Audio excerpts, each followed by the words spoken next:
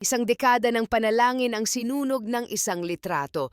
Isang kandilang pinag-alayan ng pag-ibig at pagluluksa ang biglang tinupok ng isang masakit na katotohanan. Magandang gabi, sa bawat krimen mayroong kwento, ngunit minsan ang pinakamalalim na sugat ay hindi nagmumula sa isang marahas na kamatayan, kundi sa isang buhay na itinayo sa pundasyon ng kasinungalingan. Ang kwento natin ngayong gabi ay hindi tungkol sa isang bangkay na hindi natagpuan, kundi sa isang kaluluwang matagal ng inakalang wala na, ngunit namumuhay pala sa ibang katauhan, sa ibang pamilya at sa ibang kasinungalingan. Ito ay isang salaysay tungkol sa isang asawang halos isang dekadang nagsindi ng kandila sa isang tulay para sa alaala ng kanyang kabiyak na pinaniniwala ang tumalon at nagpakamatay. Isang ama na mag-isang itinaguyod ang dalawang anak sa gitna ng matinding kahirapan at pangungulila habang ang kanilang ina ay masayang namumuhay sa ibang lungsod, may bagong asawa at bagong anak.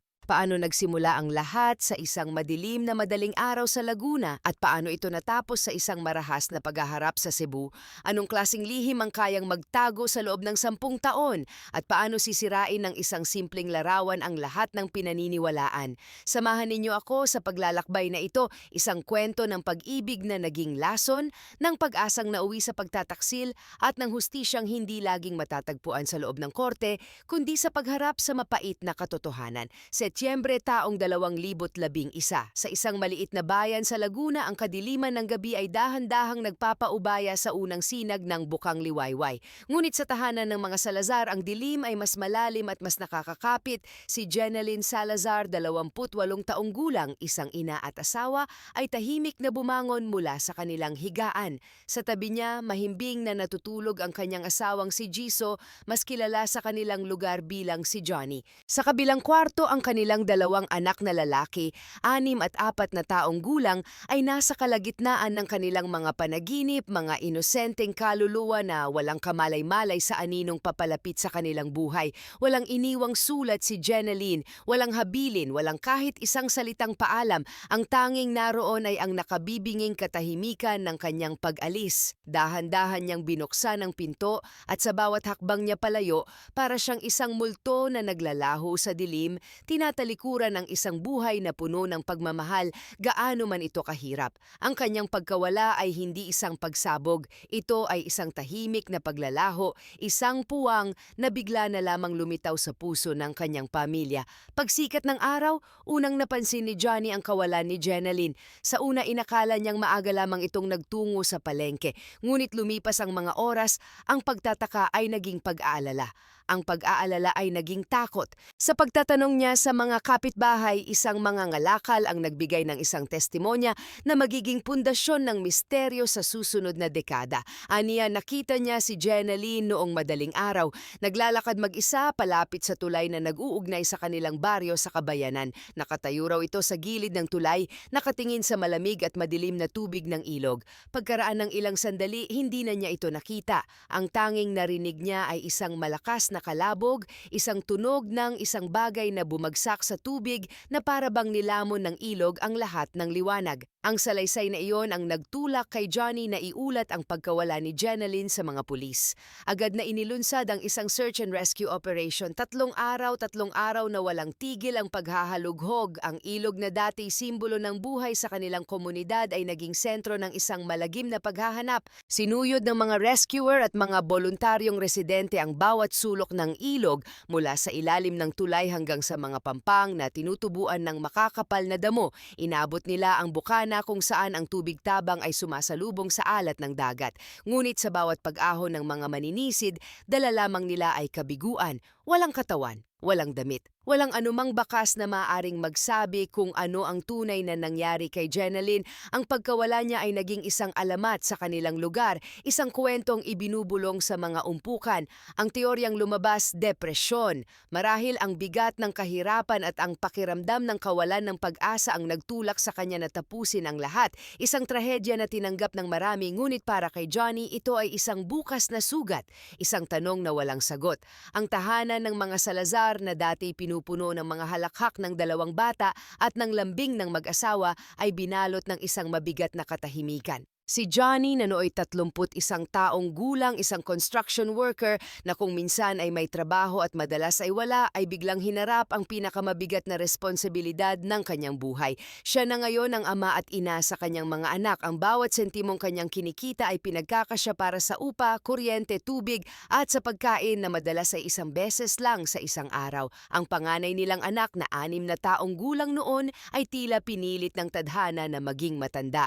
Natuto siyang mag-alaga sa kanyang nakababatang kapatid, maglaba ng kanilang maliliit na damit at maging sandalan ng kanyang ama sa murang edad. Ang kanyang mga mata na dapat sana'y puno ng kislap ng kabataan ay nagmistulang bintana ng isang malalim na kalungkutan. Madalas siyang nakaupo sa may pintuan, nakatanaw sa malayo, tila ba sa bawat pagdaan ng mga tao ay umaasa siyang isaroon ang kanyang ina na babalik at muling bubuo sa kanilang nawasak na pamilya. Ang bunso naman po na 4 na taong gulang lamang ay laging may isang tanong na paulit-ulit niyang binibigkas. Tatay, kailan po babalik si nanay?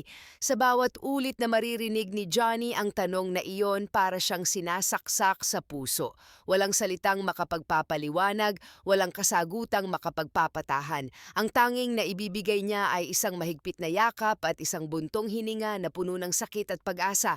Lumipas ang 1 taon, walang bagong impormasyon, walang natagpo ang katawan. Ayon sa batas, si Jeneline ay idineklarang presumed dead. Para sa mundo, tapos na ang kwento. Ngunit para kay Johnny, ito ay isang sentensyang habambuhay niyang pagdurusahan, gabi-gabi pagkatapos ng nakakapagod na araw ng trabaho, pagkatapos patulugin ang kanyang mga anak, mag-isa siyang naglalakad patungo sa tulay. Doon, sa mismong lugar kung saan huling nakita si Jeneline, nagsisindi siya ng isang kandila.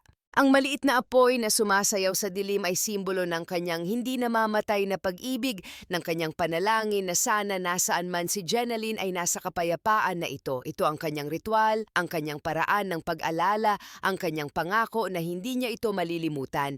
Ang mga taon ay dumaan na parang mga pahina sa isang lumang libro. Si Johnny ay nanatiling tapat sa alaala ni Jeneline. Hindi siya naghahanap ng iba, hindi dahil sa wala siyang pagkakataon, kundi dahil sa kanyang puso may isang puwang na para lamang kay Jeneline. Ang kanyang mga anak ay lumaki na may kulang sa kanilang pagkatao, mga batang lalaki na naging binatilyo na bitbit ang multo ng isang inang hindi nila lubusang nakilala. Halos 1 dekada ang lumipas, ang tulay ay naging ordinaryong daanan na lamang. Ang kwento ni Jeneline ay unti-unting nabaon sa limot, natabunan ng mga bagong tsismis at mga bagong trahedya. Ang pamilya Salazar ay natutong mamuhay sa anino ng nakaraan. Sila ay isang pamilyang binuo ng pagkawala, pinatatag ng pagtitiis at pinagbuklod ng isang shared na sakit. Inakala nilang iyon na ang magiging buhay nila, isang tahimik na pagluluksa hanggang sa katapusan. Ngunit ang tadhana ay may ibang plano. Isang balita mula sa malayo ang paparating, isang alon na yayanig sa kanilang pundasyon at muling bubuksan ang mga sugat na matagal na nilang pilit isinasara. Ang katotohanang kanilang haharapin ay mas masakit pa kaysa sa 10 taon ng pag-aakalang patay na ang kanilang minamahal. Yugto dadi ang pagharap at malalimang pagsisiyasat, Oktubre taong 2018. Ang Cebu City na kilala bilang Queen City of the South ay isang lugar ng sigla, komersyo at walang katapusang paggalaw ng mga tao. Para sa isang dating kapitbahay ng mga Salazar, ito ay isang lugar para sa bakasyon, isang pagkakataon upang makalimot sa mga problema at mag-enjoy sa mga tanawin. Habang siya ay naglalakad sa kahabaan ng Colon Street, ang pinakamatandang kalye sa Pilipinas, sa gitna ng ingay ng mga sasakyan at sigawan ng mga tindera, isang mukha sa gitna ng karamihan ang pumukaw sa kanyang pansin.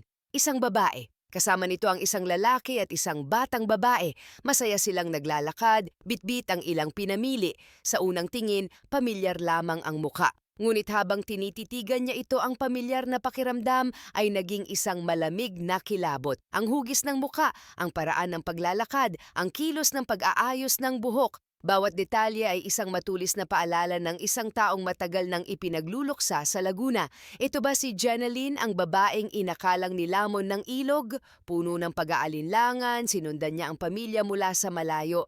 Bawat hakbang nila ay kanyang sinubaybayan. Habang papalapit, lalong lumilinaw ang pagkakahawig. Naglakas loob siyang lumapit, handang magtanong, handang harapin ang posibilidad na siya ay nagkakamali. Ngunit bago pa man siya makapagsalita, nagtama ang kanilang mga mata. Sa isang iglap, nakita niya ang gulat at takot sa mga mata ng babae. Agad itong umiwas, hinila ang kanyang kasamang lalaki at anak at nagmamadaling lumayo na wala sa siksikan ng mga tao. Ang reaksyong iyon ang nagkumpirma sa lahat. Bago pa man sila tuluyang maglaho, mabilis niyang inilabas ang kanyang cellphone at sa isang palihim na kilos, kinuhanan ito ng litrato. Pagbalik niya sa Laguna, dala niya ang isang larawan na magiging susi sa isang dekadang misteryo.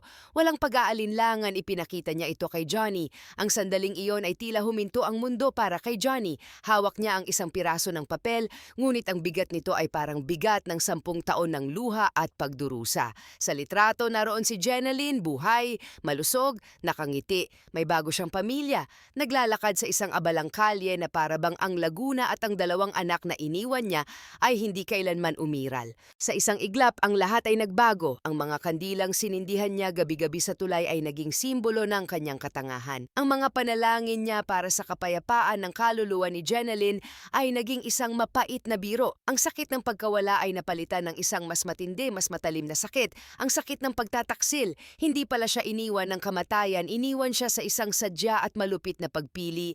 Hindi mapakali si Johnny sa mga sumunod na araw at gabi. Ang litrato ay laging nakapatong sa kanilang maliit na mesa. Tinititigan niya ito hanggang sa mamaga ang kanyang mga mata, hanggang sa ang imahe ni Jeneline ay nakaukit na sa kanyang isipan. Paulit-ulit ang mga tanong, bakit? Bakit niya iniwan ang kanyang mga anak na walang kamuwang-muwang?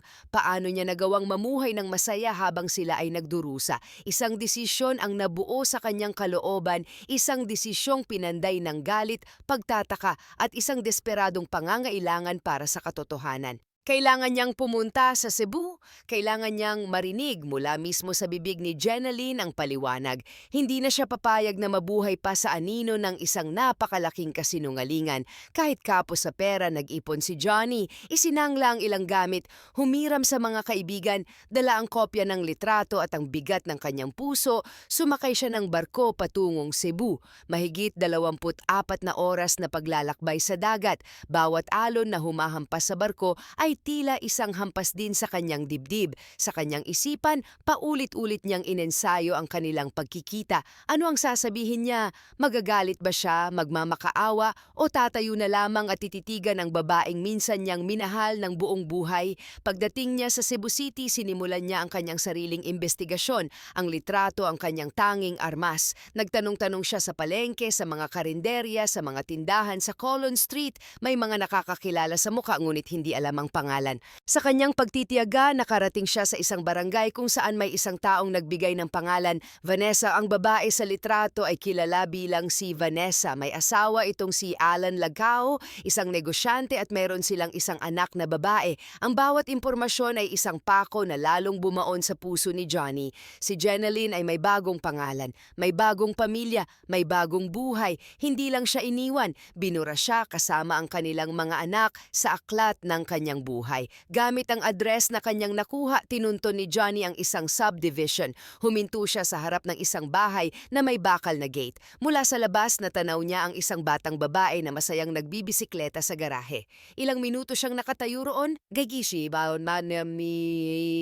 nag-iipon ng lakas ng loob bago tuluyang kumatok. Isang lalaki ang nagbukas ng pinto, si Alan. Nagpakilala si Johnny bilang isang kamag-anak mula sa probinsya. Pinapasok siya. At doon sa loob ng sala ng isang bahay na binuo sa kasinungalingan, naganap ang paghaharap. Nakaharap niya si Vanessa, ang babaeng kilala niya bilang si Jeneline. Sa una marin itong tumanggi. Nagkakamali po kayo, sabi niya, ang kanyang boses ay nanginginig. Ngunit hindi nagpatinag si Johnny. Isa-isa niyang binanggit ang mga detalye ng kanilang nakaraan. Ang kanilang kasal, ang kapanganakan ng kanilang mga anak, ang maliliit na alaala na sila lamang dalawa ang nakakaalam. Habang nagsasalita si Johnny, unti-unting gumuho ang maskara ni Vanessa. Ang kanyang pagkukunwari ay natunaw sa harap ng bigat ng katotohanan. Si Alan, ang bagong asawa, ay nakatayo sa gilid, litong-lito. Ang babaeng pinakasalan niya, ang ina ng kanyang anak, ay may itinatagong isang buong pamilya sa Laguna. Ang tensyon sa silid ay halos nahihipo. Umalis si Johnny sa bahay na iyon, nawasak ang puso, ngunit may dala ring kakaibang pakiramdam ng kalayaan. Sa wakas, alam na niya ang totoo. Hindi hindi siya nagmakaawa na bumalik si Jeneline. Wala siyang lakas at pera para manatili pa sa Cebu at makipag-away. Ang tanging dala niya pauwi sa Laguna ay ang isang malinaw at brutal na katotohanan. Ang asawang halos isang dekada niyang iniyakan ay piniling mabuhay na para bang sila ay isang masamang panaginip lamang. Ang paglalakbay niya para sa katotohanan ay tapos na, ngunit ang pinakamabigat na laban ay ngayon pa lamang magsisimula. Ang pagbabalik ni Johnny sa Laguna ay hindi nagdulot ng kapayapaan. Ang katotohanang natuklasan niya sa Cebu ay isang laso na dahan-dahang kumalat sa kanyang sistema. Sa tuwing titingnan niya ang kanyang dalawang anak na ngayon ay mga binatilyo na, isang matinding kirot ang kanyang nararamdaman. Paano niya sasabihin sa kanila na ang inang matagal na nilang inakalang nasa langit ay masayang namumuhay kasama ang ibang pamilya? Ang balita ay kumalat na parang apoy. Nalaman ng mga kaanak ni Jeneline ang katotohanan. Ang kanilang pagluluksa ay napalitan ng galit at kahihiyan. Paano nagawa ng kanilang kapamilya ang ganitong uri ng pagtataksil? Tinawag siyang makasarili, isang taksil na walang puso. Samantala sa Cebu, ang bahay ni Alan at Vanessa ay naging isang larangan ng digmaan. Ang pundasyon ng kanilang pagsasama na itinayo sa mga pekeng kwento ni Vanessa ay nagsimulang gumuho. Si Alan, na nooy biktima rin ng isang malaking panloloko, ay nagsimulang mag-imbestiga. Kinumpara niya ang mga sinabi ni Johnny sa mga kwento ni Vanessa. Bawat piraso ng impormasyon ay nagpapatunay na may malalim na itinatagong nakaraan ang kanyang asawa. Natuklasan niyang peke ang mga dokumentong ginamit ni Vanessa na nangangahulugang ang kanilang kasal ay walang bisa. Ang buong buhay na kanilang binuo ay isang malaking kasinungalingan. Sa tindi ng galit at pagkadismaya, pinalayas ni Alan si Vanessa sa kanilang bahay. Nagmakaawa ito, lumuhod, umiyak, ngunit ang puso ni Alan ay naging bato na. Ang pagmamahal ay napalitan ng puot. Ang kanilang anak na babae ang naipit sa gitna. Naiwan ito kay Alan, ngunit hindi pumayag si Vanessa. Umabot ang kanilang laban sa korte para sa kustodya. Sa paglilitis, inilahad ni Alan ang buong kwento mula Laguna hanggang Cebu. Ipinakita niya ang mga ebidensya ng panloloko at pekeng pagkatao ni Vanessa. Sa huli, kinatigan ng korte si Alan, ipinagkaloob sa kanya ang buong kustodya ng bata. Pinawalang bisa rin ang kanilang kasal. Sa isang iglap, si Vanessa ay nawalan ng lahat: asawa, anak, tahanan at ang pagkataong kanyang nilikha. Wala nang matitirahan sa Cebu, wala nang malalapitan. Si Jeneline, ngayoy hindi na Vanessa, ay napilitang bumalik sa Laguna.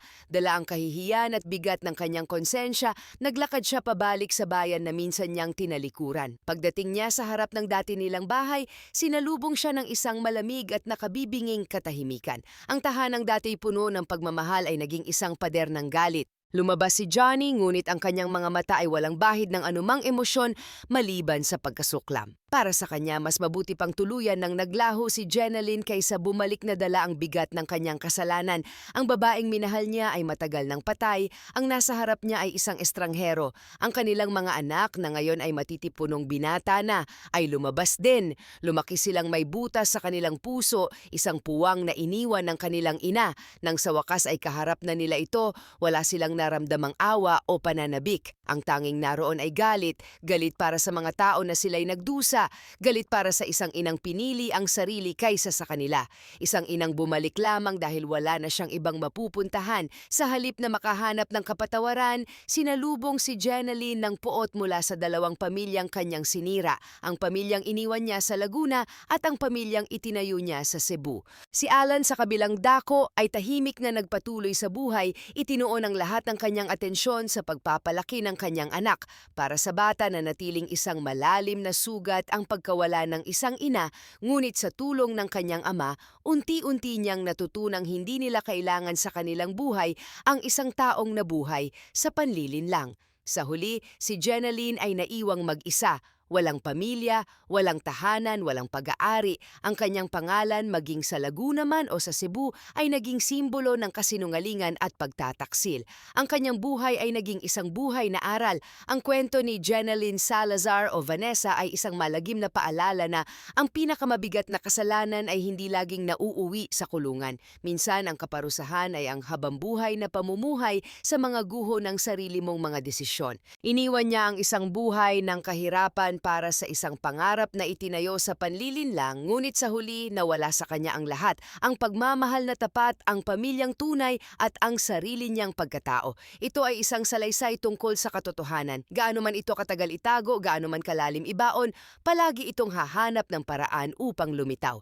At sa paglitaw nito sinusunog nito ang lahat ng kasinungalingang nakapalibot dito, iniiwan lamang ang abo ng kung ano ang maaaring nangyari sana. Para sa dalawang pamilyang nasira, ang hustisya ay hindi ang pagkakakulong ni Jenalyn, kundi ang paglaya nila mula sa isang dekadang panlilinlang at ang masakit ngunit kinakailangang pagtanggap na ang ilang sugat ay hindi na kailanman maghihilom.